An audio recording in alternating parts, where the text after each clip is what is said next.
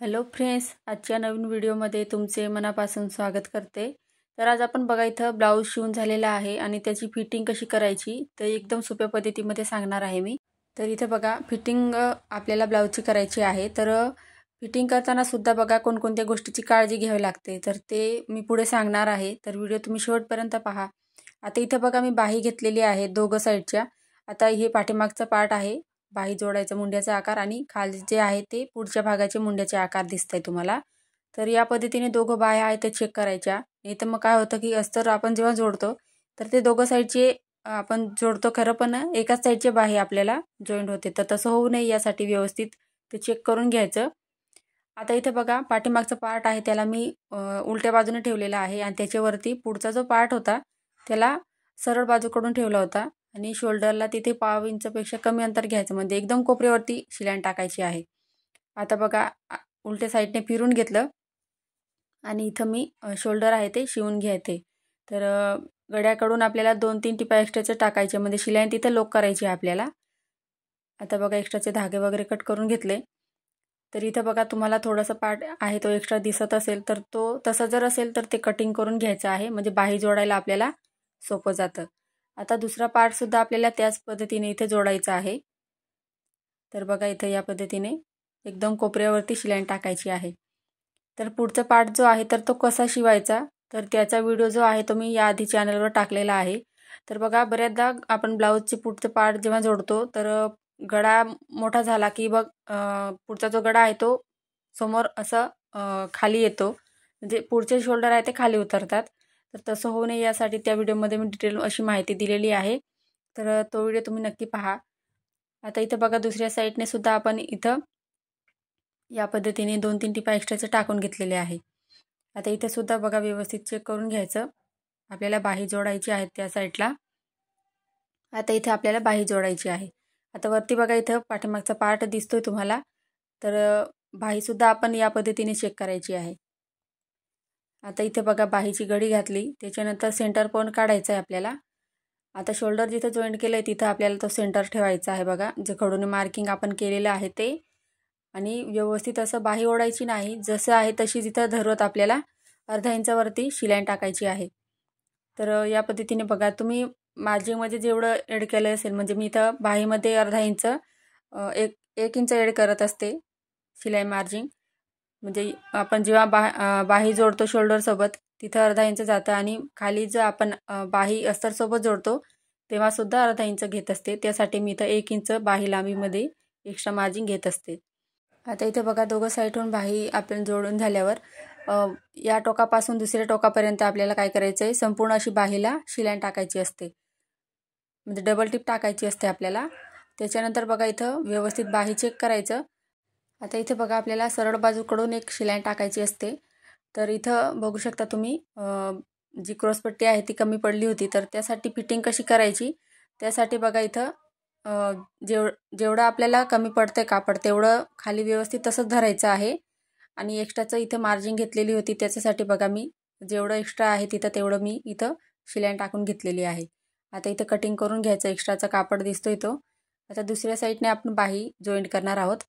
तर बाही बघा इथं बाहीचं सेंटर काढायचं आहे आणि जिथं आपण शोल्डर जॉईंट केलेलं आहे तर तिथं आपल्याला बाही ठेवायची, म्हणजे तिचं सेंटर ठेवायचं बाहीचं। त्याच्यानंतर आपल्याला या पद्धतीने जोडायचं आहे।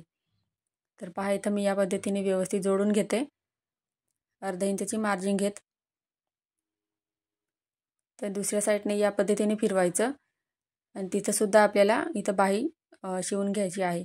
तर तुम्हाला बाही लांबी जेवढी पाहिजे असेल तेवढं तुम्ही मार्किंग करून तिथं शिलाई मारू शकता। तुम्ही जर नवीन शिकत असाल तर सर्वात पहिले बघा अर्धा इंचावरती बाहीला तुम्ही खडूने मार्किंग करून घ्या। त्याच्यानंतर इथं ब्लाऊजला बाही जोडायची आहे, म्हणजे काय होईल तुमची बाही जी आहे तर ती एकसारखी जोडली जाईल, म्हणजे अर्धा इंचाची मार्जिन घेत आणि व्यवस्थित सुद्धा बसेल ती। तर आता इथे बघा डबल टिप लगेच टाकून घेतली मी।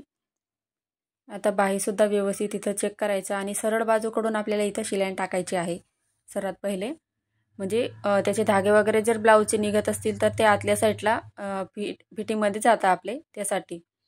आता इथं एकदम कोपऱ्यावरती मी शिलाई टाकून घेते। तर बघा इथं या पद्धतीने एक्स्ट्राचं इथं कापड आहे ते कटिंग करून घ्यायचं आहे।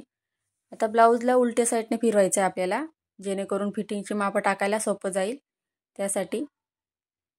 आता जिथं बघा आपण एक्स्ट्राचं इथं सरळ बाजूकडून जी टीप टाकली होती, शिलाई मारली होती, तर तिलाच बघा आतल्या साईडला व्यवस्थित पॅक करायचं आहे. म्हणजे कोपऱ्यामध्ये इथं शिलाई टाकायची आपल्याला. तर पहा इथं या साईडची मी शिलाई टाकून घेतली आणि सुरुवातीपासून तर शेवटपर्यंत सुरुवातीला सुद्धा आपल्याला शिलाई लॉक करायची असते. तर ही पहा या पद्धतीने, आणि शेवटी म्हणजे जिथं आपली शिलाई संपते तिथं शिलाई लॉक करायची असते परत, म्हणजे ब्लाऊज घातल्यावरती ती शिलाई निघणार नाही यासाठी. तर या पद्धतीने बघा संपूर्ण अशी शिलाई टाकून घ्यायची. आता इथे बघा आपल्याला फिटिंगची मापं टाकायची आहे. तर त्यासाठी बघा सर्वात पहिले दंडघेरचं माप टाकायचं आहे. आता मी ब्लाऊजवरनं माप घेतलं होतं दंडघेरचं, तर त्यांचं 6 इंच इथं दंड होतं.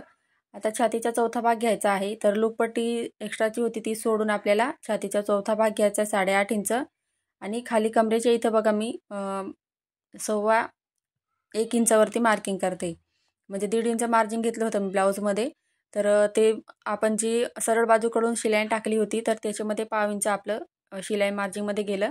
तर त्यासाठी इथं मी 1.25 इंच खाली घेतलेलं आहे. तर तुम्ही इथं शिलाई आहे ती व्यवस्थित चेक करून सुद्धा नंतर ब्लाऊजवरनं माप घेऊन कमरेचं माप घ्यायचं आहे आणि चेक करायचं आहे. त्याच्यानंतर तुम्ही एक्स्ट्राच्या शिलाई इथं टाकायची आहे. आता दुसऱ्या साईडने सुद्धा बघा दंडघेरचं माप घेतलं, त्याच्यानंतर ब्लाऊज व्यवस्थित करायचा आणि 8.5 इंच जिथं येत असेल तो पॉईंट घ्यायचा आणि इथं मी या पद्धतीने मार्किंग करून घेतलं आहे.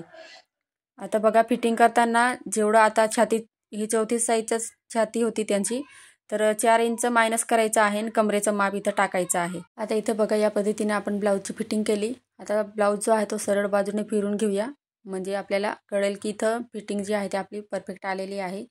तर खूप सुंदर असा ब्लाऊज आपला रेडी झालेला आहे बघा. फिटिंगसुद्धा व्यवस्थित केलेली आहे आणि कस्टमरला एकदम व्यवस्थित फिटिंगमध्ये बसलेला होता तो ब्लाऊज. तर या पद्धतीने बघा आता आपण इथं सिंपल अशी दोरी लावून देणार आहे मी. तर बघा इथं शोल्डरपासून खाली 2.5 इंचावरती मार्किंग करायचं आणि तिथं आपल्याला दोघं साईडच्या या पद्धतीने दोऱ्या ज्या आहेत त्या शिवून घ्यायच्या आहे. तर बघा इथं मी कापडाचं सिंपल असं लटकन छोटंसं बनवलेलं आहे. तर हे बघा या पद्धतीने इथं जोडून घेऊया आपण. तर तिथं बघा दोरी आपण शिवतोय तिथं शिलाई आहे ती व्यवस्थित लॉक करायची आहे, म्हणजे दोरी जेव्हा बांधणार तर ती निघणार नाही याची काळजी घ्यायची. आणि या पद्धतीने आपल्याला दोरी शिवून घ्यायची आहे. तर बघा इथं खूप छान असं लुक आलेलं आहे, छोटंसं असं लटकन तयार केलेलं आहे. तर फ्रेंड्स तुम्हाला आजचा व्हिडिओ कसा वाटला कमेंटमध्ये मला नक्की सांगा. चॅनलवर नवीन असाल तर चॅनलला सबस्क्राईब करायला विसरू नका, जेणेकरून नवीन व्हिडिओ सर्वात पहिले तुमच्याजवळ पोहोचेल. पुढचा व्हिडिओ तुम्हाला कोणत्या टॉपिकवर पाहायचा आहे ते सुद्धा मला कमेंट करून नक्की सांगा. आजचा व्हिडिओ पूर्ण पाहिल्याबद्दल धन्यवाद.